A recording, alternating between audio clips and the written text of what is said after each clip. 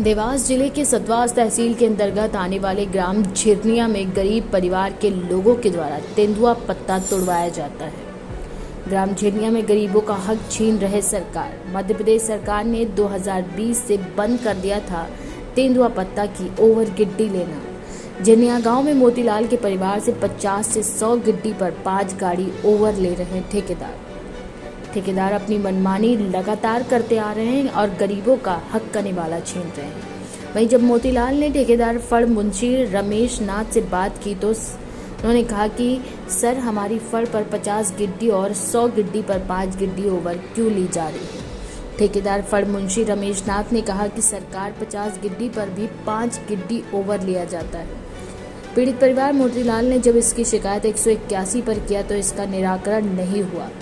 वहीं साथ ही झूठा आश्वासन दिया गया कि देवास से किसी बाबू से बात की है तो उसका भी निराकरण नहीं किया गया। जब देवास सरकारी बाबू महिला विधि रेंजर मैडम से बात की तो मैडम अपना पल्ला झाड़ती नजर आई। Bureau report SM24 news.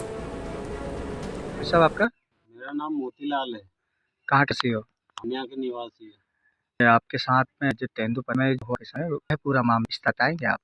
उसमें मामला है तेंदुपत्ता में जी 100 गड्डी पे गड्डी काटने की मना है सरकार की ओर से। जी फिर भी हमारे में झिरनिया के अंदर 5 गड्डी काटी जा रही है जी और 100 पे तो काटना ठीक है, 50 पे भी 5 काटी जा रही है।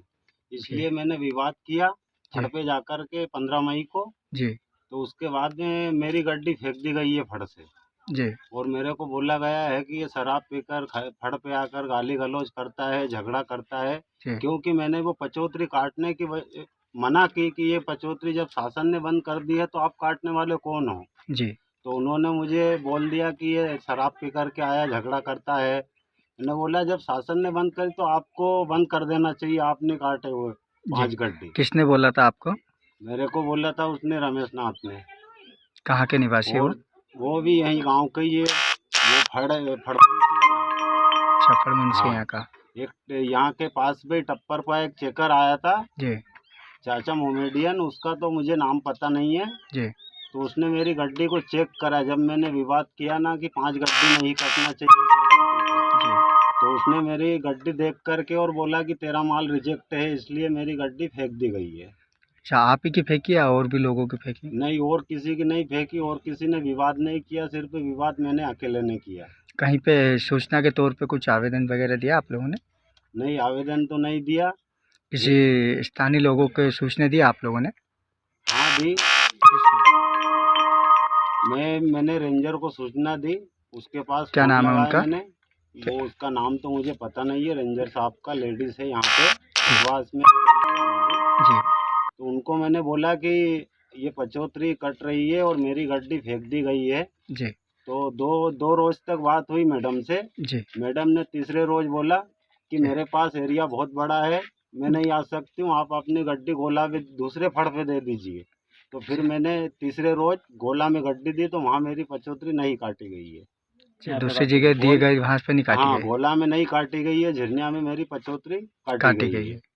फिर रेंजर साहब आए, 100 गड्डी पे 5 गड्डी काटते हैं। मैंने फिर दूसरे रोज मैंने बोला कि आप ये पचौतरी मत काटो, मेरी जो जितनी गड्डी उतनी लिखो। मैंने दूसरे रोज 260 गड्डी दी जो मेरे कार्ड पे 250 चढ़ाई गई है। और सभी के कार्ड पे ऐसा ही होता है कि वो पचौतरी काट करके उसके बाद में जो बचती है वही चढ़ाते हैं कार्ड पे। जी ठीक। तो उनको मैंने बोला इनके मैडम आप आइए, इस समस्या को देखिए। तो रेंजर मैडम ने बोला कि मेरे पास समय नहीं है, फड़ बहुत है मेरे, तो इनके आप समय नहीं था रेंजर मैडम? अच्छा, आपसे मिलने के लिए, आपकी फड़ देखने के लिए समय नहीं था?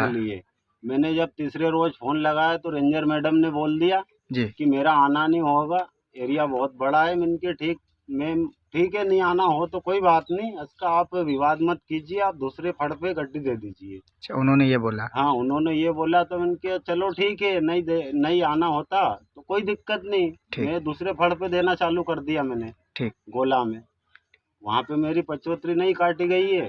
फिर मेरे को मना करने के बाद 17 मई को रेंजर यहाँ का मैम है, उनके यहाँ से उनके हस्बैंड आए और उन्होंने मेरी गैर मौजूदगी में गैर पंचनामा बनाया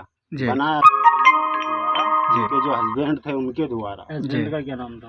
और उनका नाम मुझे भी पता नहीं है, व्यास जी कहते हैं उनको जी। कब आए थे?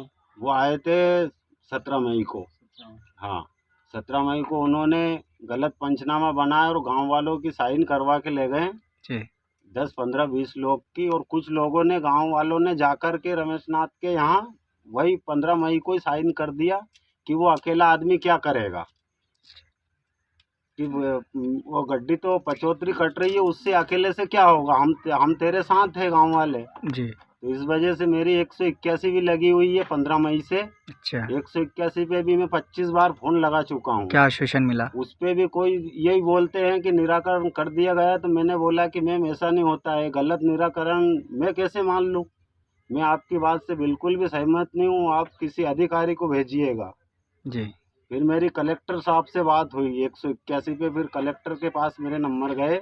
जी। कलेक्टर साहब ने मेरे से 2 रोज तक बात की। जी। तो मैंने कहा सर आप तो जिलाधीश हो, सही आप है। तो मेरे साथ न्याय करिए। सही है। रेंजर ने नहीं करा तो मैं मत करा, उससे मेरे को कोई फर्क नहीं पड़ता है, जी। पर आप जिलाधीश हो, आप तो मेरे साथ न्याय करो। तो कलेक्टर साहब ने भी बोल दिया कि अब वो जो पंचनामा बन गया वो सही है। मैंने कहा सर वो तो गलत है, तो फिर उनके साथ आप भी गलत हो। देवास कलेक्टर साहब की बात? हाँ, देवास कलेक्टर साहब की बात है, उनके नंबर भी है मेरे पास, मैं आपको दे दूंगा वो नंबर भी। नहीं। उन्होंने भी यही बोला मुझे कि नहीं वो जो पंचनामा बन गया जो ठीक है, जो गांव वालों ने साइन कर दी वो ठीक है। तो मैंने कहा सर मैं फिर झूठा हूँ, आप किसी अधिकारी किसी को भेज करके यहाँ जांच तो करवाइए कि हकीकत क्या है। मतलब कुल मिला के बात यहीं पे आ रही है, आपने आवाज़ उठाने की कोशिश की पर हाँ। आपकी आवाज़ को दाबा गया है। दावा गया है। और कोई भी अधिकारी यहाँ पर आपकी आवाज़ को देखा नहीं है, हाँ, कि ना नहीं कोई देखा है। आके देखें आपकी भर कितनी थी। मैंने किसी का सहारा नहीं लिया। मुझे एक भरोसा है कि सच का एक दिन तो जीत होगी सच की, कब तक झूठ आप चलेगी। भरोसे पे टिके हुए, मैं सत्य भरोसे के पे रास्ते टिका पे। हूँ। ठीक, थैंक यू। फिर मैंने मीडिया का सहारा लिया, 181 पे भी बहुत फोन लगाता हूँ तो वो अमार कलेक्शन आपके लिए लेकर आ गया है सभी प्रकार के लेटेस्ट रेडीमेड गारमेंट्स का कलेक्शन, जिनमें लेडीज साड़ी, सूट, शादी के लहंगे और बच्चों के लिए भी शानदार कपड़े यहां आपको मिलेंगे उचित मूल्य पर। तो देर किस बात की, आ जाइए अमार कलेक्शन, शॉप नंबर 9 ओम मार्केट निकट इलाहाबाद बैंक, सिधौली, सीतापुर में, और कीजिए मनचाही शॉपिंग अपने बजट में। मार्केट से कम दामों पे अच्छा और सस्ता, नया डिजाइन, नया कलेक्शन, ऐसा डिजाइन ऐसा कलेक्शन बाजार में ढूंढने से भी नहीं मिलेगा। अम्मार कलेक्शन, निकट इलाहाबाद बैंक के थोड़ा आगे ओम मार्केट के अंदर, जीटी रोड से थोड़ा मार्केट के अंदर अम्मार कलेक्शन। लहंगा, साड़ी, सूट, शरारा, गरारा, पैंट, शर्ट, टी शर्ट, बच्चों के सभी प्रकार के कपड़े मिल जाते हैं अम्मार कलेक्शन पे उचित दामों पर। अम्मार कलेक्शन, एक बार नाम याद रखें, अम्मार कलेक्शन, सबसे अच्छा सबसे सस्ता अम्मार कलेक्शन।